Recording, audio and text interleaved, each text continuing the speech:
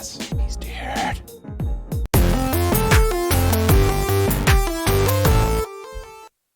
What's up, everybody? Welcome to Kinda Funny Games Daily for Thursday, December 13th, 2018. I'm one of your hosts, Greg Miller, alongside the Reverend Jared Petty. Out from under the tyranny, the thumb, the reign of the despot, Kevin Coelho, I can whisper into the mic Before we go live. Yeah, exactly. Very excited about Cool that. Greg opportunity. runs what I like to call a lit shit. You know what I mean? Is it lit? This ship is lit. You can do whatever you want here. What you It's want fine. here. Yeah, All right, totally. This is a laid back. This is a laid back Kinda Funny Games Daily. You know what I mean? I like that. So Kevin, he runs like a Royal Navy vessel. He's got like the floggings. No, there. Kevin runs like a pirate ship where he's just like, or he's the captain we all hate. But like he is the captain, so we like have to do what he says. But we're ready to mutiny. Okay. We're ready to mutiny. Right on the edge. Yeah, exactly. Ready to put him in a boat, send him off to the little island. Exactly. Eat coconuts. We're good. Where Cool Greg, he's the cool pirate captain. Cool Greg's the cool pirate captain for sure. Yeah. So exactly. who's the taskmaster? I mean, who's the true despot? Oh yeah, that's Andrew true. Renee for sure. Are you kidding me? You see Andrew Renee in like the Royal Navy, like Commodore's uniform. 1000% rolling up. Ties you to the mast and flogs you. Well, she ties you to the mast and then she orders Nick to flog you. Let's be honest. Sure. Okay. She brands an Instagram verification logo into Tim's chest. Jesus Christ, man. Yeah. Andrea's ship, I don't want to be on at all. It's a fucked up pirate analogy we got in. It got deeper and deeper. What's going on here? I would just watch Master and Commander. It's been on the mind lately. I see. Peter Weir. Best pirate video game of all time, Jared Petty. Sid Meier's Pirates. My favorite video game of all time. I've still never played it. It came to PSP. Chris Roper loved it. I should have played it there. I didn't. The PSP version is quite good. It is not my favorite version, but it's very good. What's the favorite version? The 1991 Rare port to NES. So it was done by Rare, like back before they were Rare. And it's done there to the NES. And I think that port, it gives up a few features, but it's so smooth and so effortless, and it's just the heart of the game. Like no waiting, no load times, no crap, just straight in. Where upon the PSP port, you have to deal with stuff like the ballroom dancing, which isn't as much fun, and some of those other things.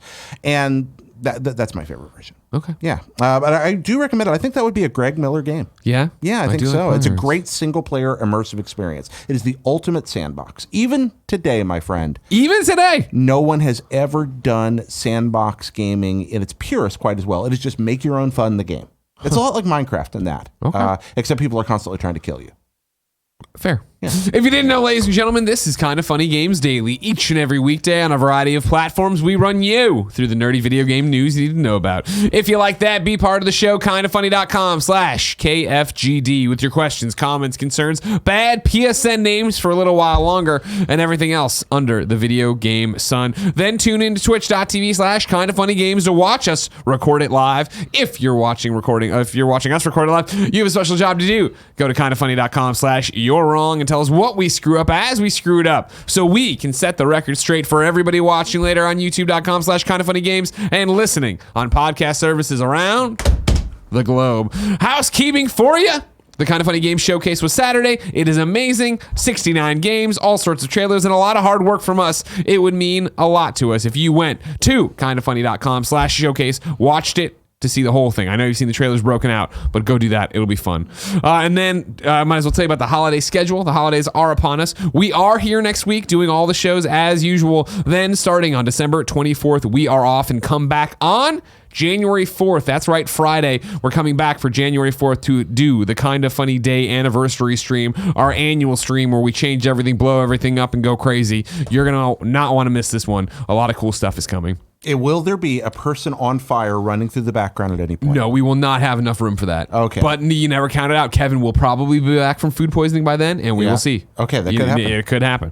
And today we're sponsored by 23andMe, Loot Crate, and MeUndies, but I'll tell you about that later. For now, let's begin the show with what is and forever will be the Roper Report. Time for some news. Look at that. That was a hip-hop beat over there, Cool Greg. See, that's what I'm talking about, Cool Greg. This is why when Kevin comes back, we gotta murder him. Stab, stab, stab. You know what I mean? You just want to kill him. In the pirate sense. In the pirate sense. In the pirate sense. Well, there's a lot of different interesting pirate punishments, but that's another podcast that I could go to. Pirate history is a thing. Have you done that yet with Am I Boring You Yet? No, I haven't talked about pirate history That's yet. a good one for you to do. Have you ever listened to Am I Boring You Yet? No, of course I don't recommend it. No one should. But you can get it on patreon.com/Jared Petty. Yeah. Okay. Patreon.com/Jared Petty or reddeadradio.com or hoplupandajump.com. There are many ways to get there and give me money. 4 items on the Roper Report. A baker's dozen. Number 1, we have the information on the Spider-Man DLC, the final episode of The City That Never Sleeps. It is coming out on December 21st. That's right, next week. Let's let the PlayStation blog tell you about it. Silver Sable has stormed back to reclaim her stolen Sable International tech with New York Police Chief Yuri Watanabe. Watanabe, that's what I said. I knew Yuri. That's last name is where I was going to get confused for sure. On administrative leave following her exploits against Hammerhead. You have to play episode 2 to understand that. Spider-Man will have to rely on unlikely allies to keep Marvel's New York safe. Marvel's Spider-Man Silver Lining features new missions, new and upgraded enemy and crime types, along with upgraded Hammerhead bases and storyline quests. There will also be new trophies, challenges, and 3 new suits for players to unlock. We are also very excited to be partnering with Sony Pictures on the upcoming film Spider-Man Into the Spider-Verse in theaters December 14th. We are offering a special promotion where users who pre-order the Spider-Man Into the Spider-Verse film from PlayStation Store will receive a voucher for Marvel's Spider-Man Silver Lining, a dynamic theme, and avatars as their pre-order incentive. As you may have seen at the end of the teaser trailer, which you can catch obviously on YouTube, on Twitter, everywhere else, we have included Peter Parker's suit from the movie into our 3rd DLC chapter. Pre-orders for the movie officially start tomorrow, and then you'll be able to unlock and swing around in the film's version of Peter Parker's suit once Marvel's Spider-Man Silver Lining Episode 3 of Into the City That Never Sleeps DLC launches on December 21st. Now, here's where we're going to go, Jared. All right, where are we going with this? Love having the release date. I've enjoyed the Spider-Man DLC. Didn't like Episode 2 as much as I liked Episode 1. Right. Don't like that Episode 3 seems to just be continuing on Episode 2's trajectory. Are you telling me you're just going to leave Episode 1 where we left it? That's a bad move, I feel, Insomniac, but whatever. Do your thing. But you had all these questions. You wanted excited. to know. I think that they got to touch back on it, you assume. They got to wrap this up in Episode 3. I feel like focusing on Silver Sable, terrible mistake because it's a great opportunity. If they had gone with any of the DC Universe's myriad. Oh, wait, I said DC. You did. I was going to say if you're going to a joke here, or if you were actually going to try to make a point, because you just made a fool of yourself, Jared Petty. A fool. Well, pardon me. The Marvel Universe's ice-based characters. Say just rope in Iceman for a second. Then we could have had Yuri on Ice. Would have been right there. Damn, that could have been the name of the DLC. Again, technically, Yuri is on ice in this. They talked about administrative leave. You know what I mean? Point. Yuri is on ice. Here's where we're going to go with this one. Awesome. Great. They talked about the release date, December 21st. Can't wait to finish this. Love it. I'm going to go back. I'm going to go back and get all the trophies I've missed for the other ones. Not going back right now to replay it and get New Game Plus trophies, whatever. But the DLC trophies, yeah, I'll get those. Okay. I digress. They talk about it here, right? 3 suits come with every DLC. Okay. The first suit that they talked about in this discourse is the Peter Parker Into the Spider-Verse suit. It looks awesome. I don't know, have you seen it? Groovy, yeah. I've seen it. Exactly. The other 2 suits they announced today are Cyborg Spider-Man, also awesome, one of my favorite action figures growing up, and then the Aaron Aikman armor suit. Not the Troy Aikman armor suit. No, the Dallas Cowboys Troy Aikman armor. Yeah, Wingstop spokesperson as well. Oh, wow. I don't wish anything. Okay, cool. You see these suits? That's great. What this does, Jared, is finally put a stake through the heart of a vocal part of the Marvel Spider-Man community that has been crying from the rooftops, from the streets, from on the internet, that they want to see the Sam Raimi Spider-Man movie suit in there, right? Yeah. This reached a boiling point, very interestingly, I felt. Because as a member of the Spider-Man Marvel PS4 subreddit, right, I see kids in there all the time joking around wanting the Raimi suit. They're all very, very vocal that they want the Raimi suit. And they use the memes and they use the Spider-Man Raimi memes. It's very funny. Okay. But it's serious to a lot of them, right? Like they really want this. Yeah. Yesterday on Twitter, Insomniac responded to one of them and it got some pickup. There was a conversation going about spider suits or whatever. A kid put in the Raimi Spider-Man suit and was like, "Come on, give us what we want, Insomniac." And Insomniac broke and said, "Listening doesn't always." Oh, I'm sorry. Because it was, hey, listen to us, Insomniac. And they responded, "Listening doesn't mean we always will do what people tell us to.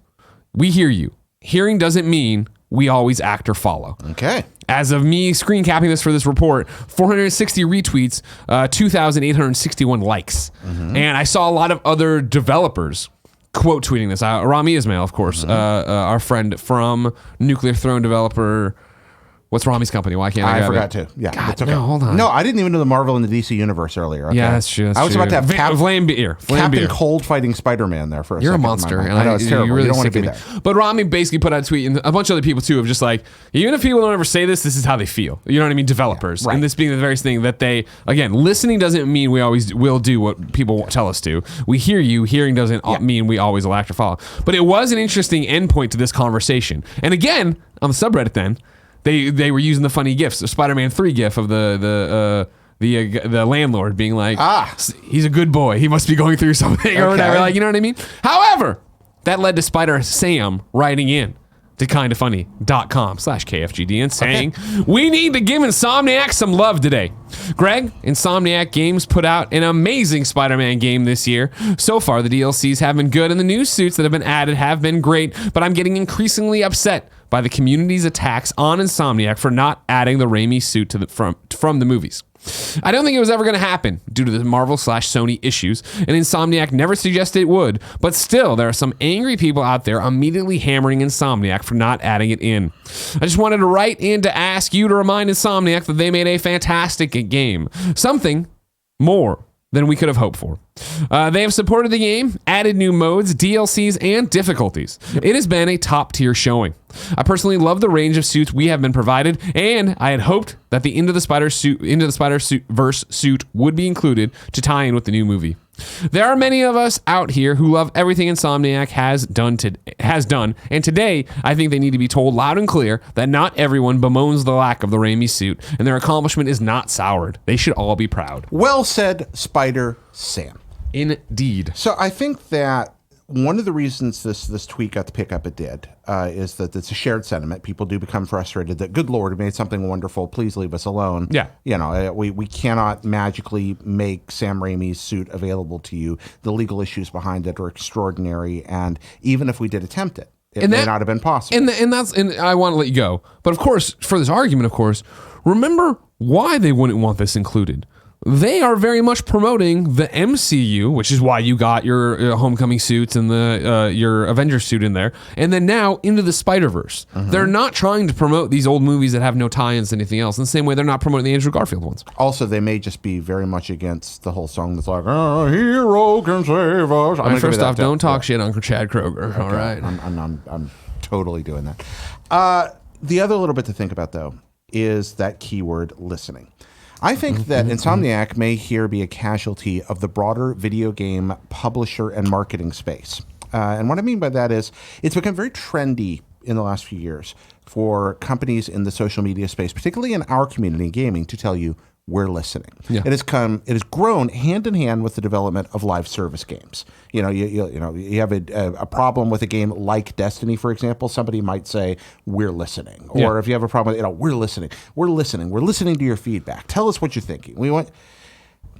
Sometimes that's really good because somebody's listening and they provide new DLC that they want. They know you want to keep an eye. Sometimes it's the beginning of any conversation where somebody screws up.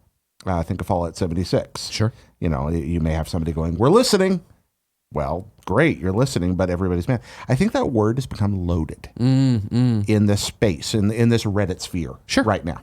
And that people sometimes associate it with good things, but sometimes are beginning to, because of the way it's been marketed and perhaps overused, associate it with negatives. Sure. And that may be some of what's feeding into the discussion around this. I could be completely full of it. No, I definitely think you're correct. And I think that's why Insomniac got so much, love and hate and retweets and whatever you want for this statement. Is that this is a matter of fact, right? Yeah. And it's a conversation we as Kind of Funny have had it with our community before, where I pop into threads where people are saying things and I'm like, hey, this is a giant conversation. We're listening to everything you're saying. Yeah. It doesn't mean we're going to come on the same page as you, especially when you're going back and forth about what you want, what you don't want. And this is the same thing as always, where there's a business reason here. And in the same, Insomniac is working with Marvel, who's working with Sony, right? And I'm sure there's when you start adding that many layers of that many giant corporations to it, you don't get the ability to come out and say, "Hey, everybody, we hear you. You want the Rami suit? We're not going to do it because of X, Y, and Z legal reason, because of promotional things Disney are saying. Disney doesn't want to promote movies. They, blah blah blah." Like, The number of things, I can say this with authority. Sure. The number of things that come up when you are working on a large cross-license property for a publisher and with a developer on a big brand you don't own. Yeah. The number of things that have to be crossed and dotted to make anything work are unfathomable. Yeah.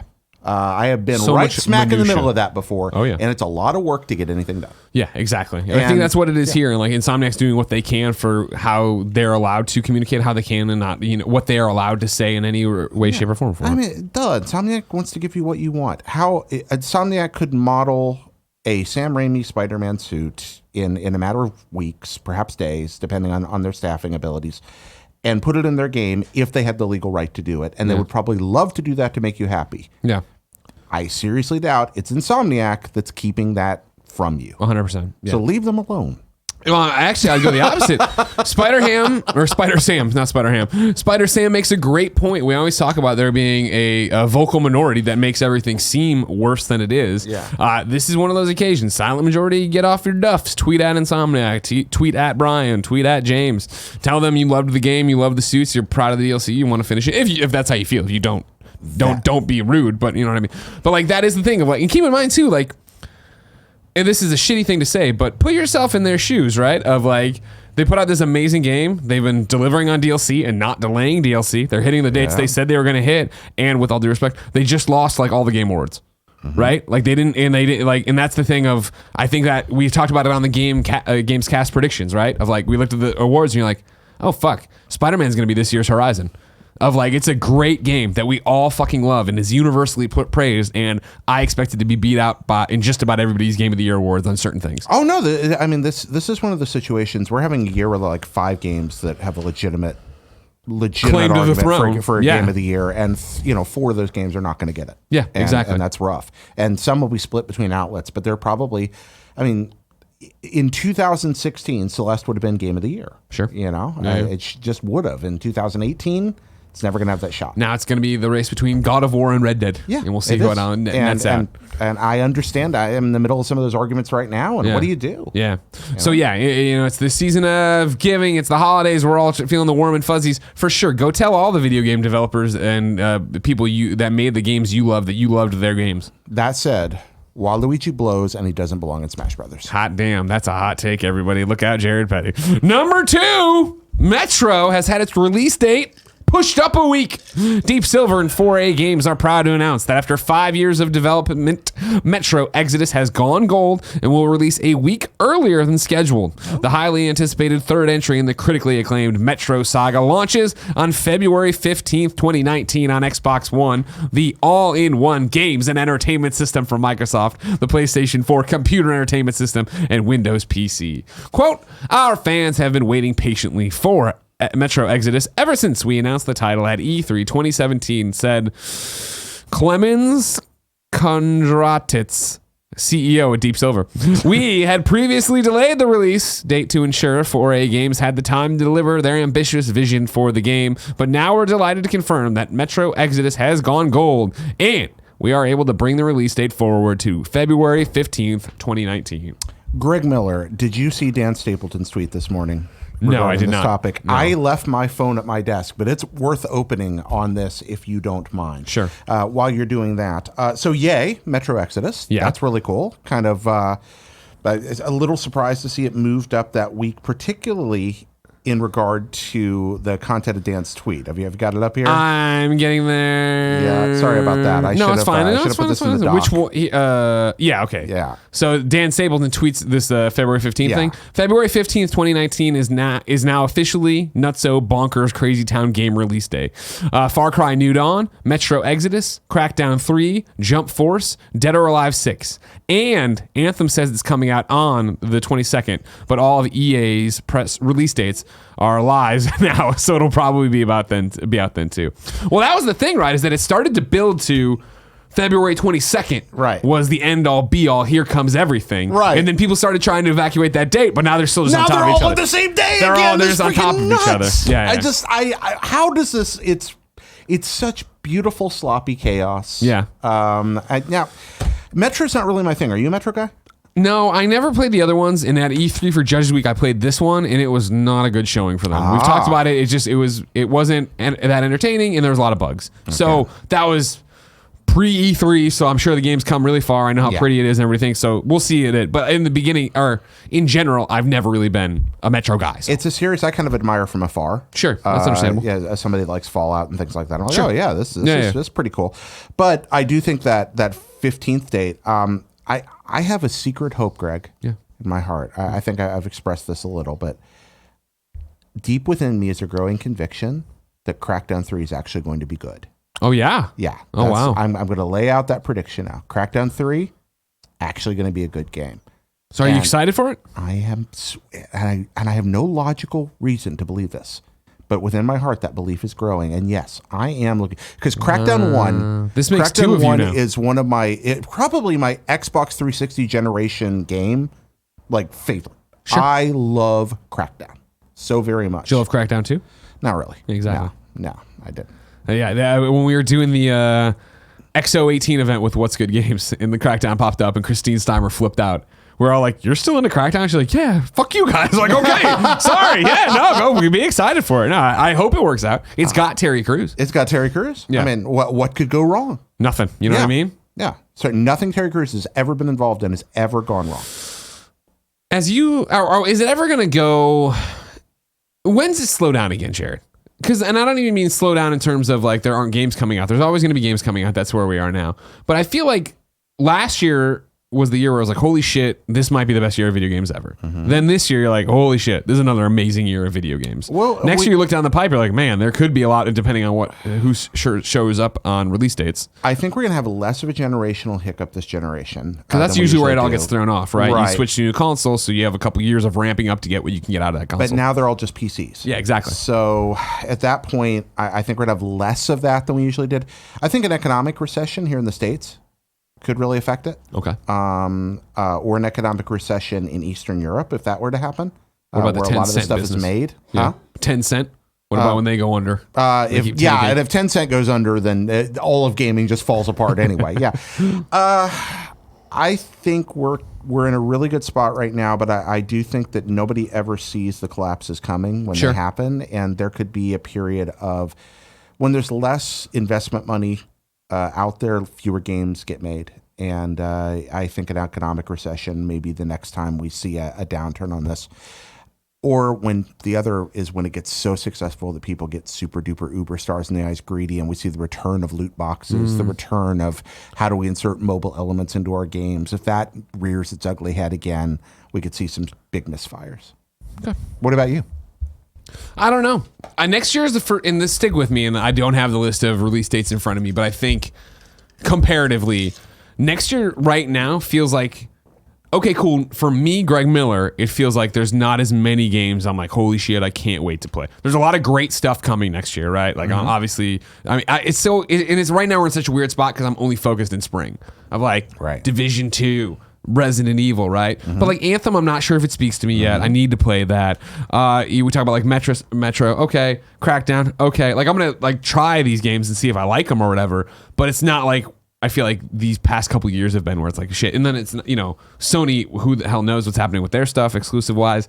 I want to be excited for Metroid Prime 4, right? But it's like I need to see that, and I'd love a trilogy because I only watched my friend Kyle play those in college. Yeah. And then is Animal Crossing really happening next year? Where the fuck's Mario Golf? Is Sony releasing Patapon 2 HD? What the fuck's going on with that? Whatever happened to that weird Star Fox Racing game? Does that still exist? Yeah, good Things point. like Yeah, that. There's a lot of question marks for next year, whereas this year I think at least now with the benefit of hindsight, it feels like it was been locked in forever. Could Mario Odyssey 2 be ready by next year, or is that a 2020 title? No way. Yeah, that's there's a lot of that there too. I'm interested. There's a lot going on there. As usual. Resident Evil is appealing to me for early. A lot of the games you listed, though, they're not Jared games. Yeah, so, exactly. I'm not going to play Division. But there's a lot coming out. We'll see. Number 3, Planetside Arena has been announced. This is from Eric Kain at a website I didn't write down, and it's outside of the normal. Cool, Greg. Can you Google Planetside Arena and Eric Kain to get me who wrote about it? I'll read. Cool, Greg will update. Daybreak Games announced Planetside Arena today. The new game, set in Planetside universe, will launch with both a battle royale mode and a massive clash mode. The sci-fi shooters battle royale will feature both solo play with 100-player matches and 3-person squad-based play. Massive clash will feature matches of up to 500 players on 2 opposing teams. Eventually, game modes will have as many as 1,000 players per match. Toss in tanks, hoverbikes, quad, jetpacks, and a wide array of guns, and things should get fairly chaotic in a hurry. Is this Forbes we're deciding? Forbes. Thank you, everybody. Forbes. Eric Kain from Forbes, who, of course, anointed the one and only Tim Geddes. 30, under 30. At launch, the game will feature 3 different classes: Assault, Engineer, and Combat Medic, each with its own special abilities. Every player will start each match with the first ability primed, as well as a jetpack and personal vehicle. Other vehicles, weapons, and items can be found spread out across the massive map. The developer has done something interesting with item pickups. Instead of having weapons and other loot on the ground, you find them on pedestals at eye level, meaning you won't have to constantly look down to pick stuff up. It's the little things that count. Greg Miller, you know that I, Jared Petty, am the undisputed kind of funny king of first-person shooters. Obviously. Of course. That's my favorite genre of game. Constantly playing it. That's completely untrue. That's bullshit. As I almost never play them. Yeah. I played a ton of Planetside 2. Really? I loved Planetside 2. Why? How'd that happen? It started out as a wiki job before I even worked at IGN when I was a freelancer. And then it turned into a love and a passion for the game because I like games about big, giant, coordinated battles. I don't care about squad stuff. I don't even care about platoon stuff. But there is something can happen in Planetside where, you know, you'll be like with an armored column with air support flying over you, tanks, ATVs, transport vehicles, supply vehicles, infantry, and there'll be hundreds of you walking, and you'll go over a hill and there will be a snaking column of enemy forces coming the other way. And suddenly there are hundreds and hundreds and hundreds of you fighting a pitched battle in a mile-wide valley with strafing runs and you have some agency over how that battle turns out. Mm-hmm. It's unlike what you get in most games. Nice. I don't like the economic model. I wish that it would go cosmetic rather than what effectively amounts to pay to parallel, like pay to have another gun that does different things, but it's kind of better, but kind of not. Okay. I'm never like that model. Sure. But I do really enjoy the game. So this is pretty darn cool. And there's a chance I may very well give this a try. Yep. Wow. Yep. A battle royale game that finally gets one Jared Petty. That might get 1,000-player battle royale game might pull me in. Yeah, especially built on Planetside, which is a really cool universe. My Planetside knowledge does not go deep at all. They came through for Up at Noon back in the day, and I forget. I want to say Matt Digby, but who? Do you remember who was in charge of Planetside 2 at the time? No. Lovely man, great guy. I'm blanking on his name right now. Gave a great interview, and really, it was that thing of like, oh, that's cool. You guys really care about this. Yeah. You know, and this is of course is Daybreak, which we just saw have layoffs with H1Z1 team, and they've been doing a whole bunch of juggling over there. They have DC Universe Online, of course, under their umbrella. It's interesting to see them get into. It's just, but it is that question of like, is this enough? Is this different enough? And there's way more details on it if you go to Forbes and read Eric's article in terms of what sets this apart from other battle royales. But is it enough to bring people in? It's not just the size. I'm praying it's less grindy because that was one of my problems with Planetside 2. It's a little too grindy, and the pay to parallel model is not my thing. If you wanted to focus on something, it was just a little too repetitive for me. Gotcha. But I imagine Battle Royale, they're not going to want to have that. Fortnite has created a world where we're all used to getting cool stuff right away. And that's Eric's article goes on to talk about they do have a battle pass. They do have that kind of stuff. So that's awfully tempting. Yeah. I think I may play this. Yeah. You gonna play it on that PC that you got that's broken? Doesn't even work. That's PC right. gaming Yeah, sucks. my graphics card arrived dead. That's fun. Got to RMA that. Not really going to use the new PC till after Christmas now. Real excited about that. That's what you get, you piece of garbage. You try to turn your back on the PlayStation and Switch, that's what you get. Oh my gosh, I'm so excited. You know what? Not turning my back on the Switch this week. Holy crap. I've played or Switch games. We'll get to that. We'll get to that in Gamescast, I guess. But right now, I'm going to go into number 4. Division 2's technical alpha has been announced. This is from Gabe Gurwin. Again, didn't give credit. I'm pretty sure it's GameSpot. But cool, Greg, can you give me a search on that? Do you think it's Gabe Gurwin of GameSpot just because they're all G's? I just felt like that's where I saw it. Okay. But I don't know if that's true anymore. Gabe Gurwin of GameSpot. Ubisoft will be running a closed technical alpha test for The Division 2 from December 15th through December 18th, letting a small number of pre-selected players try out a small slice of the game before launch. The technical alpha, which will be available on PC, will only host a limited number of players who have already registered for a chance to participate, and runs from December 15th at 5 a.m. to December 18th at 2 a.m. IGN, huh?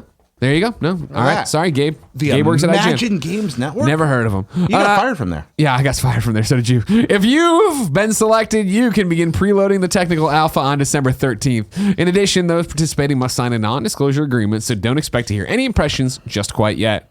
If you didn't get into the technical alpha, you can still participate in the Division's beta test, Division 2's beta test, either by pre-ordering the game or signing up on Ubisoft's website. The beta will be available on Xbox One, PS4, PC, but a final date has not been set yet. Oh, are you an excited puppy about that there Division 2? Yes, very much so. Me and Gary talk about it all the time. I can't wait to play. I really do feel, I say now, even though I started a post-it note of games I need to play over break that are like new, I do want to jump into Division 1 and go out there and get my badges and do all that stuff. Okay. That's interesting. How come? Is it just a matter of accomplishment for you, or do you want to get warmed up? I love I mean, like at E3 when they announced that, hey, Division 1's going to have all these different shields. That's what it was. Somebody wrote in and it's like, you keep saying skulls. That's not it. It's shields.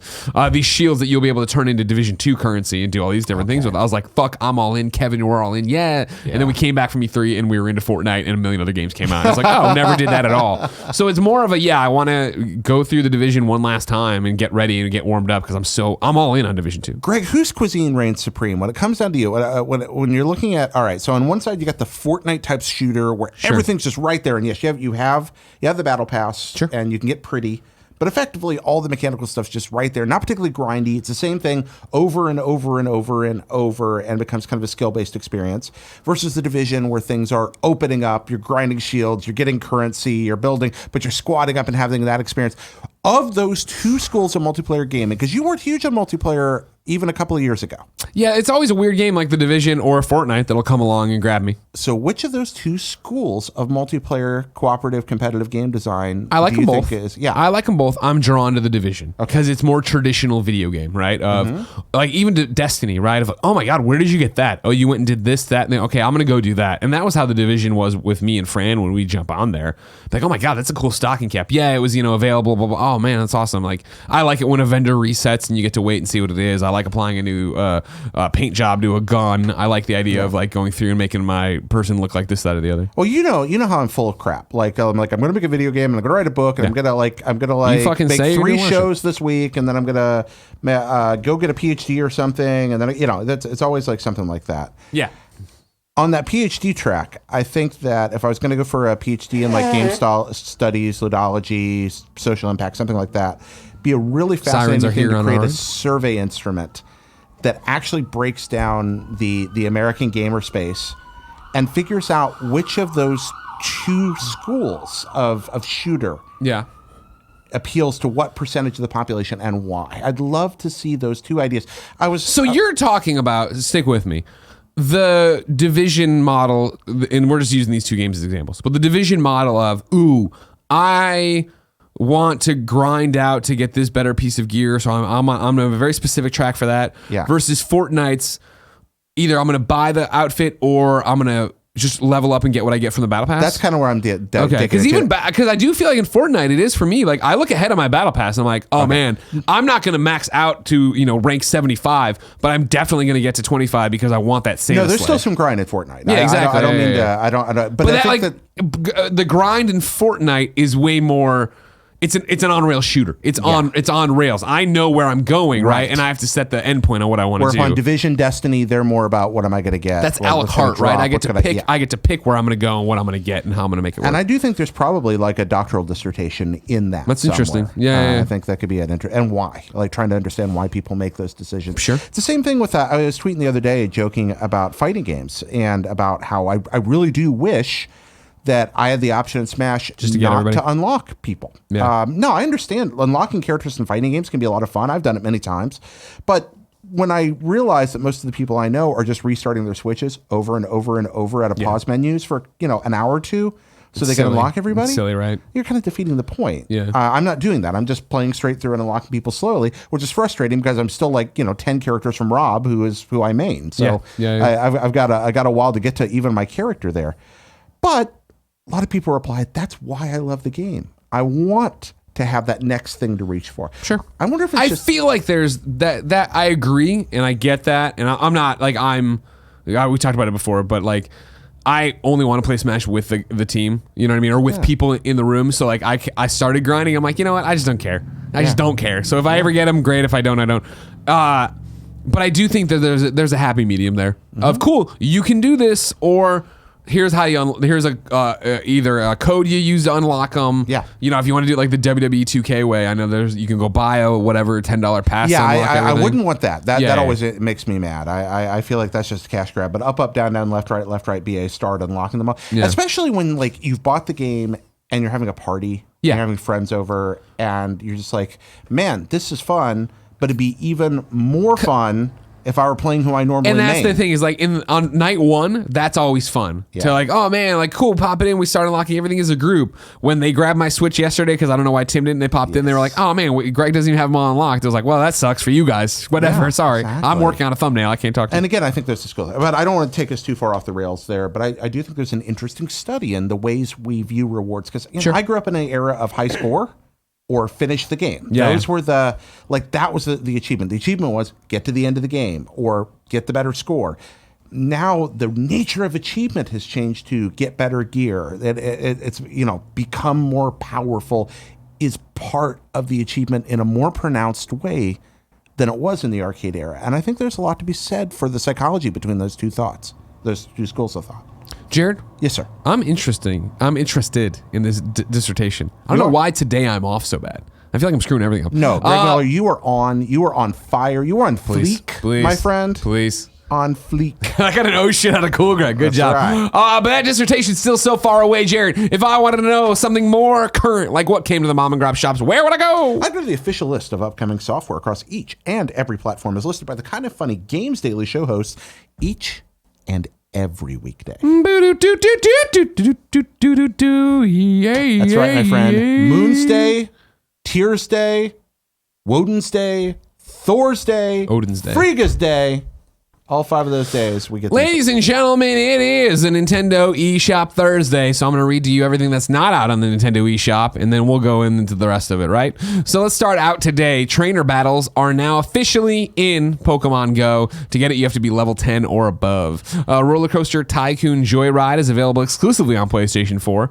Jurassic World Evolution has the Cretaceous dinosaur pack available. Cretaceous. That's the third of the 3 major eras of dinosaurs. So that's where the Triceratops and the T-Rex live. New Shadows Awakening DLC is out now, and then Looney Tunes World of Mayhem comes to phones. Now we're gonna run you through the eShop. All of the following games are on that their Nintendo Switch. ACA Neo Geo Twinkle Star Sprites. Holy crap! Of course. Yeah. You talked about this one during the Kind of Funny Games Showcase when we were doing the watch along here. We were sitting together in the back room watching this, and I got so excited that I've even forgotten the name of the game that it parallels because that would have required preparation. Sure. But whatever it was, it's a side-to-side shooter, bam, bam, bam, bam, bam. And Rival Mayhem. Rival Mayhem. So Rival Mayhem is Twinkle Star Sprites, which is an old Neo Geo game. It is one of my all-time favorite video games. It's a combination of a vertical shmup, a puzzle game, a competitive fighter. It has elements of all of those in it. Nice. And it's all about shooting things on your side of the screen to screw with the person on the other side of the screen and vice versa. You can play a whole game in a couple of minutes. It's super addictive, and it's a great 2-player game. Not nearly as much fun with 1, but with 2 on Switch, perfect. And it's the kind of game you can play with 2 Joy-Cons because it's just a joystick and 2 buttons. Nice. Yeah. All Might Tree, The Last Dreamer. Is on Switch. No, I'm not going to say Switch anymore. Arcade Archives, Double Dragon 2, The Revenge. Holy crap, the best Double Dragon game. Really? Oh, yeah. Okay. Atari Flashback Classics. There's some good games in Flashback Classics. It's not the best Atari collection ever, but it's the best one available right now. Okay. There's some good stuff on there, and then there's a lot of really bad. There are 100 great Atari games in the world from that period. But the 100 or so that you get in these packs, or 50, I can't remember if this may be, you're only getting 20 really good games in this. So it's still a pretty good deal. Big Bash Boom, Blue Rider, Football Manager 2019 Touch, Gnome's Garden, Hunter's Legacy Perfect Edition, but it's spelled like a cat purr. Okay, so that's pretty cool. Hunter's Legacy, if I remember correctly, is by the same guys that did Malacca, one of my favorite games from this year. And Hunter's Legacy, totally worth checking out. By the way, Malacca, also totally worth checking out on your Switch. A incredible journey through Native American history in Mexico by a small development team. Interviewed them for GameSpot at E3. They are great, and this is another one of their games. Awesome. Instant tennis. Avanish versus Eared Beast. Julie's Sweets. Knights of Pen and Paper 2, Deluxius Edition. Knights of Pen and Paper Bundle. Inverlore Verstand. Omen Sight Definitive Edition. Oxyjet.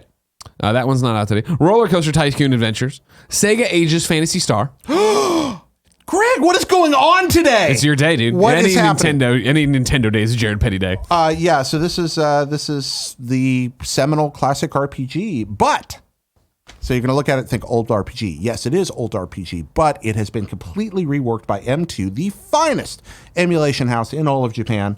The difficulty has been rebalanced to make it much, much easier because that game is ridiculously hard in its original form. Now there's not nearly as many random encounters. You get far more material from those encounters. You have the ability to switch between the original crappy American soundtrack or the really good FM synth soundtrack that wasn't typically available here. And perhaps most importantly, it adds auto mapping to an old school RPG right there in the game so that you don't have to do any of the crappy graph paper mapping, making Phantasy Star a game that went from unplayable in the contemporary era for most people outside of people interested in games history to actually a pretty dope 8-bit RPG that you really ought to check out.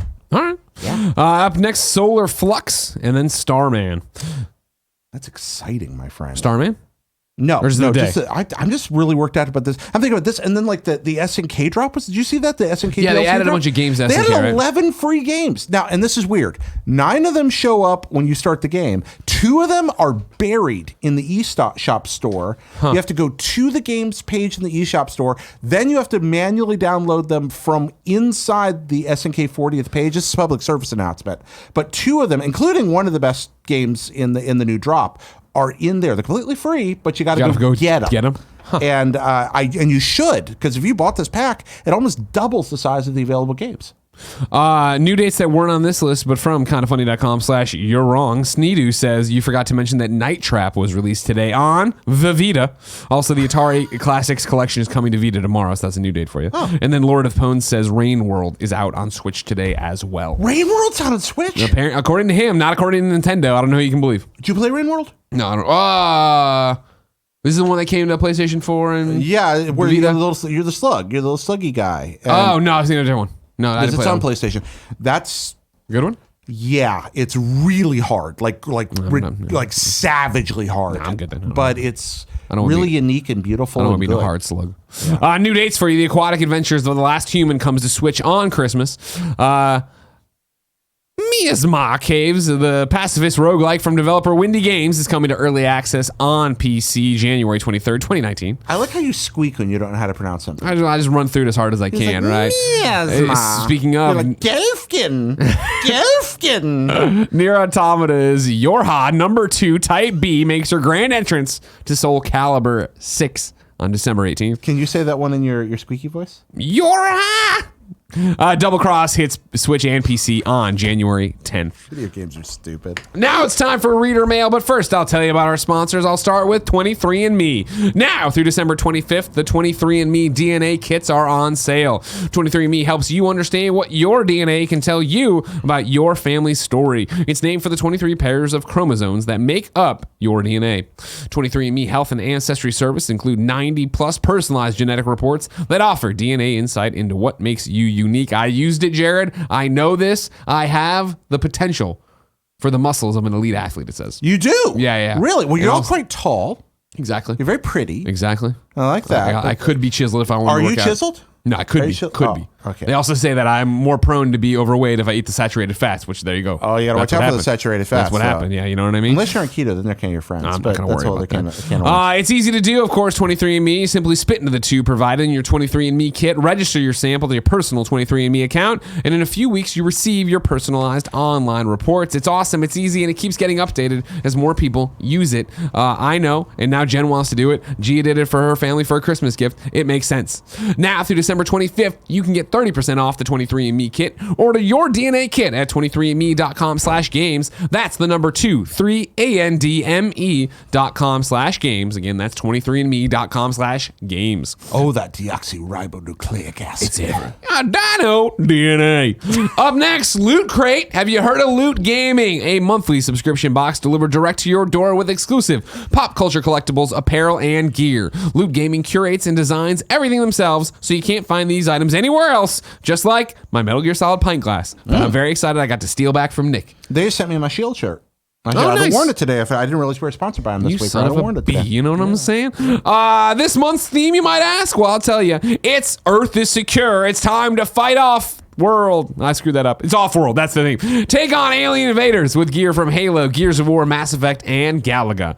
Loot Crate is a curated collection of exclusive one-of-a-kind items and gives you the best video game franchises. There's a t-shirt in every crate and more than $60 of value in a crate for less than $29 a month. I just had that old deal. Like, one of these kids is doing his own thing song played through my head when you read that list. Like, one of these things is not like the other one? Mass Effect and Galaga. God bless Galaga. Galaga is the best of those 4 games, hands down. This crate will sell out. You got to order this week if you want to guarantee yours. Get the best surprises each month from the largest geek and gaming subscription company. Geek out in style with Loot Crate. Subscribe now by going to lootcrate.com/games and enter my code GAMES to save an exclusive 30% off your subscription. That's lootcrate.com/games. My code GAMES to save an exclusive 30% off your subscription. I may have to go get some of that Galaga gear. That's some pretty good stuff. Greg Miller, are you aware that Galaga is in fact the best video game? I love Galaga. I love Galaga. Don't get me started on Galaga. The final sponsor is MeUndies. Have you finished your holiday shopping yet? No worries. You can get everything you need for you and your loved ones at MeUndies.com. Of course, you know we love MeUndies. They're the only underwear I wear. Tim wears it too. Then I got the lounge pants. That's when I get home now, out of my real pants, immediately into the lounge pants. Do you put on MeUndies between the lounge pants? I do. I don't take off my undies, but which is some people. They argue about what the right way. Yeah. I have the onesie. I got the MeUndies onesie that I also wear a t-shirt and my undies under. My wife does not, and she thinks I'm a crazy person for doing it because she has a MeUndies onesie now too. No kidding. Yeah. I wonder if they make a Jared-sized onesie. Of course they do. You kidding me? MeUndies got everybody covered. MeUndies uses the softest fabric. It's micromodal and it's 3 times softer than cotton. We love it. You should love it too. Underwear comes in 4 different cuts, and they have lounge pants and onesies of the same material. It's perfect for Christmas morning, and again, you're going to forget about somebody for the holidays. Just order them this stuff. You can get 15% off and free shipping right now for this exclusive offer. If you order by 12/16 for free, the shipping's still free for Christmas. That's what I'm saying. Crunch for time, you can't go wrong with a MeUndies gift card. This is a no-brainer. Get 15% off a pair of the most comfortable undies you'll ever put on. To get your 15% off your pair, your free shipping, and a 100% satisfaction guarantee, go to MeUndies.com/gamesdaily. That's MeUndies.com/gamesdaily. There we go. Cool, Greg. Is your brother still here? No. He sucks. Are you talking about that first one? Then? Yeah, that's not for us. That was a Tim one. I forgot to Parker. Okay. Parker writes into kindoffunny.com/KFGD and says, Epic Games dropped a bomb with the cross-platform push yesterday. A couple of questions immediately came to mind with the holy shit announcement. Number 1, do you think this will be a slow burn, or will every developer hop on this immediately to attempt to find a way to hop on the cross-platform train through Epic? Number 2, from the financial side of the industry, as consumers will begin to see what developers and businesses are in it for the money by not taking advantage of this, and who is all about the gamers, who does. What? Could this hurt the overall industry? Since instead of people buying copies of game like Call of Duty twice to play with friends on multiple consoles, they only buy one. And number 3, any thoughts on the way this may affect the industry or the people that work in the future? Jared, I assume you're up to date that yesterday Epic was like, guess what, everybody? We're going to give you the tools for free. Here's how you make cross-platform games. Yeah. Where do you come down on these things? I'm not surprised by it. I mean, it's a brilliant move. Epic has already paved the way for cross-platform gaming in this generation with Fortnite. Of course. And they've taken cross-platform to mean something, I think, more broad than it used to. For them, cross-platform is a matter of play it on your phone, play it on your tablet, play it on your Mac, play it on your PC, play it on your console, play it anywhere you can play a game. Yeah. So it was a very natural move for them in combination with their new store and its very liberal revenue share model. This is a great look for them. It also mirrors what we've seen from places like Microsoft, or when you look at what Google did with Assassin's Creed. Hey, we can run games on anything. I think Epic is just trying to establish its space in what gaming is going to look like very soon. Do you think it's going to be a slow burn, as Parker's asking, or are people going to jump on it in mass droves here, developers? I think that there's no reason to develop games for fewer people if the tools are there to develop them for more. Yeah. If you develop for more platforms, then you can sell more games to more people. Now, there are things like certification you have to deal with. Sure. You got to make sure if you're making a game, you can't have this PlayStation buttons in your Xbox version and the Xbox buttons in your PlayStation version, and that still adds a lot of complexity. But the ability to get a game in front of people, as many people as possible, and the ability to play multiplayer with your friends, I think you're going to see a lot of people jump on. I think it's going to be a slow burn for big guys, big companies. I think indies are going to be trying to do it right away. Yep. And I think that's going to have mixed results. I think PlayStation is going to stand tall on the stand strong, I should say. No, this is a beta. You can't all do it. I'm sorry. We'll get to you when we can.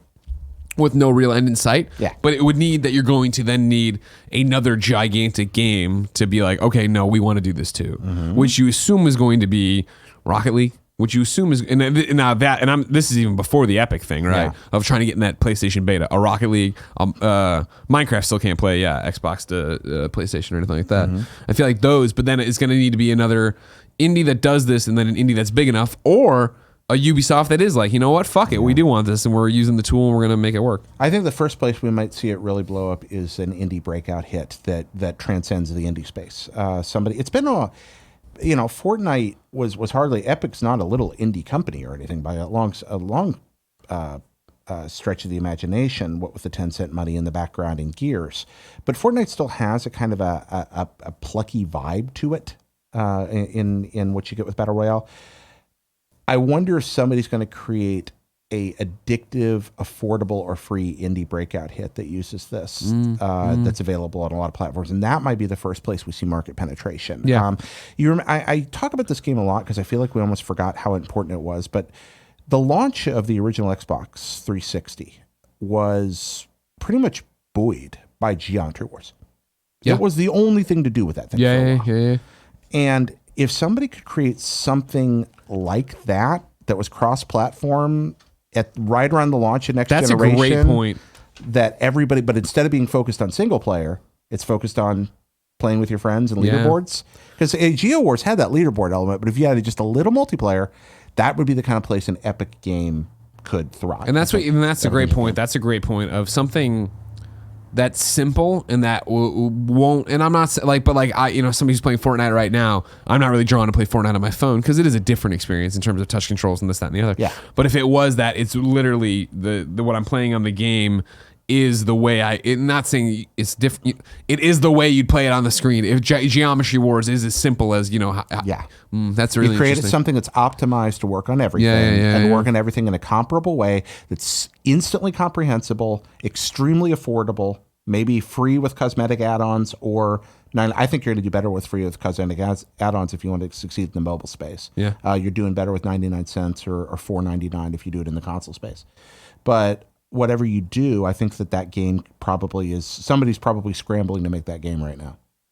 Nick from SoCal continues this epic train and says, "What's up, worse halves of Jen and Angie?" I like that introduction. Oh, I like that. Yeah, definitely. While Epic's crossplay announcement might sound good, think how reactionary Sony has been to crossplay alongside console mods to an extent. And tell me they'll be okay with a lot of the conditions, because I bet they won't be. Realize Fortnite crossplay is still in beta, as if that wording had to be used to get it through or something. We should be trying to inch Sony along. First Fortnite, then Rocket League, then Paladins, etc. And this is a radical move that may well cause the anti-crossplay corporate overlords to double down on their position. What is Epic thinking here? Are they just using their Fortnite power to be the permanent vigilante? Don't forget that even if Sony did get with the times, we still have to wait for Ubisoft and Activision and all the rest to do the same. Nick from SoCal. No, we don't. That's my thought on the matter, because I think most of those companies, as much as they don't want to understand it, are full of people who understand that the technological changes coming in the next generation or two are going to force a cross-platform reality, whether we like it or not, whether we want it or not, whether it's the best thing or not, it's probably going to happen because it'll make games cheaper It'll make them more accessible to more people. It'll probably ultimately make development easier. It's going to allow us to preserve games in ways we never have before. Yeah. So whether they like it or not, and whether we like it or not, because it's different, the fact is it's coming and there's a lot of good to have in it. I think Epic is looking at the market right now and going, we are where Valve was when they started Steam, except instead of just starting a store, they see the opportunity to control the way a platform is rolled out or the way that games are distributed in the next generation. Yeah. In this age of whatever the Netflix of gaming is, in this age of cross-platform, they are better positioned than just about anybody to make a play. So why not? What are your thoughts, Greg? 100%. And I that's the thing. Like, Nick, if guess what? Sony only gave you Fortnite crossplay because nobody would shut up about it. And what they want you to do with that information, the people who don't want crossplay to happen, is to now shut up. If the drum isn't beaten over and over again, you're never going to get Rocket League. You're never going to get Paladins. And the fact that they aren't a cultural movement at the moment, like Fortnite is, means that they don't have the bandwidth, the power, the juice to push it through.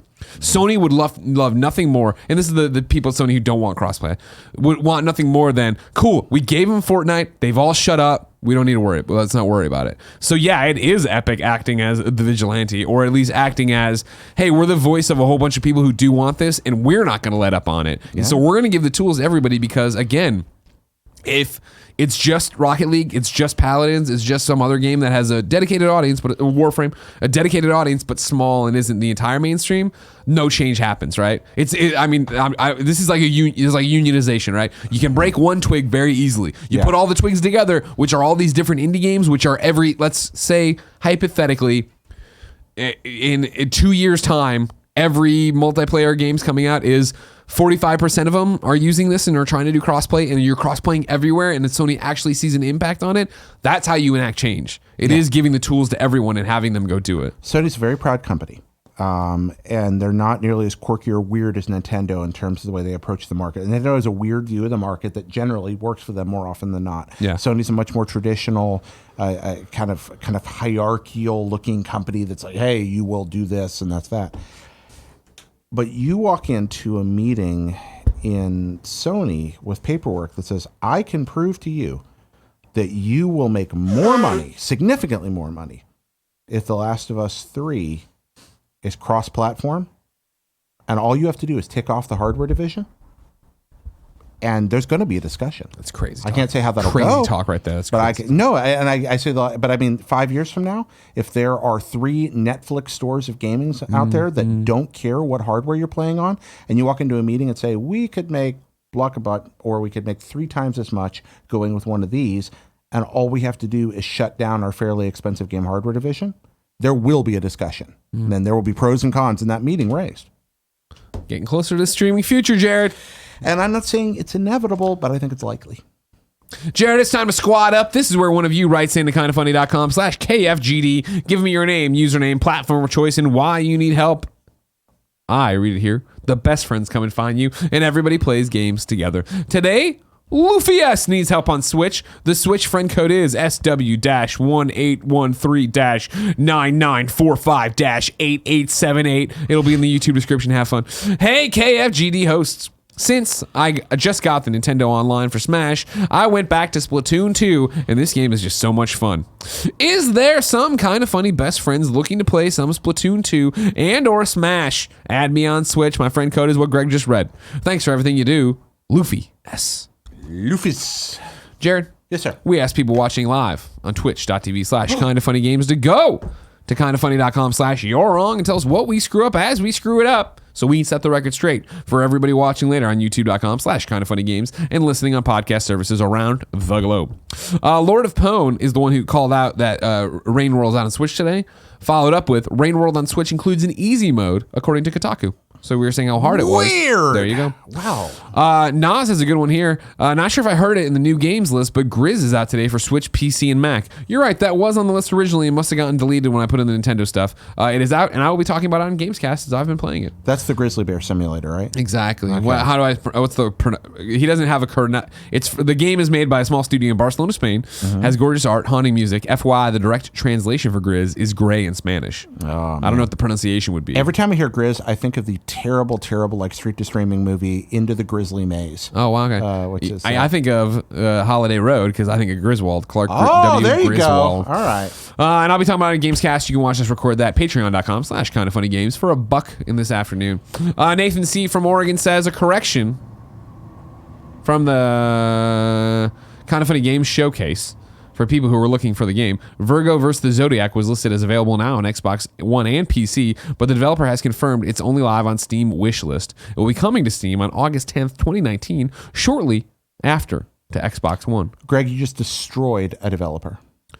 No, I mean, I knew that because they were one of the... remember when we kept it vague and we're like, there's going to be half a dozen, or there's going to be... nearly half a dozen.